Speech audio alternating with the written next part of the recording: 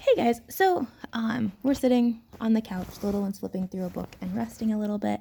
Got the fire going, and I am wearing a dress. You can't see it right now because I have a hoodie on top. But I was just thinking about like talking to the little one because I had a bow tie on him for Dressember. Talking to the little one about human trafficking and just ways to go about that. I think one of the things we talk about a lot is that humans all have dignity and value because we're all created in the image of God. And as image bearers, we all are beautiful and deserving of respect and honor and dignity and all of those things. And I'll ask him to be respectful to people. There's a couple people in Portuguese, like in English, a lot of times people say the homeless person. In Portuguese, they say pessoal sem casa, which means person without a house. And so when we're at the library, there's a couple people that sleep at the library and don't have homes. And so like my son, he tried to steal ramen from one of the guys. And so like we've become friends with him and we talk about like dignity and just instead of like staring or like thinking it's weird, just say hello, just smile and say hello. And when I'm with him and they're in a public place, like we're safe. It's not a big deal. But so trafficking. When we think about trafficking, it's a topic that's all over the United States, all over the world. And we've had, as foster family, our kids right now is bio, but we probably will have foster kids again. We've had foster kids in the past. And 3 of our 4 girls at one time were living on the streets by choice. All 3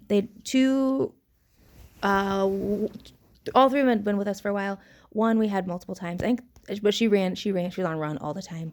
And we took her back, which was pretty rare within the foster care community. But anyways, and when they were on run, they survived off of not very dignified things and things that we do not support and do not encourage and quite honestly are evil examples of. I did a video on sin the other day and like just examples of how sin encompasses our lives in so many areas. And these choices these girls were making were just really dark and really sad. And I think human trafficking is a very similar thing where it's people that feel like they don't have any choices. And even the girls, I am biased, but I think we were a pretty decent, safe home for these young women that just had really traumatic experiences at home. And so anyway, so trafficking though, it happens to people from all walks of life, all backgrounds. The average age of girls, and I believe with boys it's like 7 to 9, and girls is maybe 11 to 12 type of thing, where they start seeing pornography and actually in our own community specifically for sex exploitation, little boys like 2, 3, 4, like baby boys. There was an increase a couple years ago when I was a Young Lives leader of kids in that age being sold by their parents and exploited by their parents. And so anyways, it's something that is important for young kids to know about. And we talk about, like, when we do diaper change, we talk about like what parts are okay for people to touch and like how daddy and I and the doctors, and we talk about like the femoral arteries, something that the doctor is going to check for his pulse and like those types of things. Like we talk about it, like what's appropriate and what's not. So like he has an idea of it. But with the bigger thing of trafficking, it is not only for sexual exploitation, it is labor, and labor goes unreported.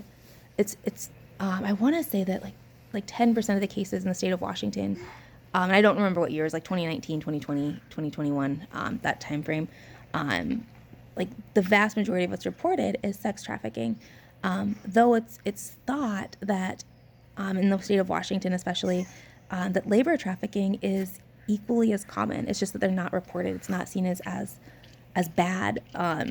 But there's things we can look out for, like if you know someone that doesn't have their own passport or like they don't speak English and they don't have their own documents. There's lots of things you can find online for like what to look for. But anyways, I think for kids, framing the idea of trafficking in the verbiage of people having dignified, like all humans are created in the image of God. We all deserve dignity and value, and we have dignity, we have value because of that. And dignified work is something that we can be proud of. We can tell our kids, like, yes, I am proud to be taking care of you as my work. Like, I am proud of your father for working. I am proud of your aunts and uncles for having real work, for having valuable work, that they are getting paid fairly and dignified wages. But there are hundreds of thousands of people. I don't know the numbers for which state, but there are thousands of people in our state, in our city, right now that are not working honorable and dignified jobs. And that's something that we should, we serve a God of justice. We don't worship justice, but we worship a God who is just, and he values justice. And the idea that there's thousands of people in our city that are working in unjust situations and are not being valued or treated with dignity or seen as even dignified or even human in some circumstances, that is something as believers, as Christians, that we ought to speak against. And we don't have to do the same things, we don't have to do it the same way, but it's not something that we don't hide from our kids that we live in a world that's full of sin. We don't hide from our kids that there is sin all around us. We don't hide from them that they need Jesus. We don't hide that from them. And so with trafficking, it is a dark, sinful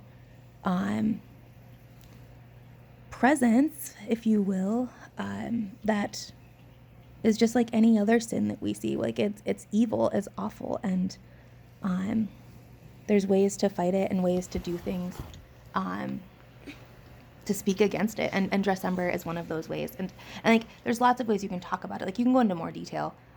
My child is at the age where we were talking about trees having seeds and seeds creating life and parents and like we're at a very simplistic level, right? So it's a little bit easier. But at any age you can start having these conversations and just morph them. It's said that if you don't talk to your kids about sex by age 3, that someone else will. And if someone hasn't, there's a good chance you just don't know about it, but they've been exposed to it in some form or another. But I want to be the first person to talk about sex and evil and sin and all of those. And not that sex is evil, but the God has a beautiful design for sex, but also the darkness is that like there are things that people abuse everything that's been created for good, right? And so anyways, yeah, that's my thought on it today. So there you go. Happy day 1 of Dressember.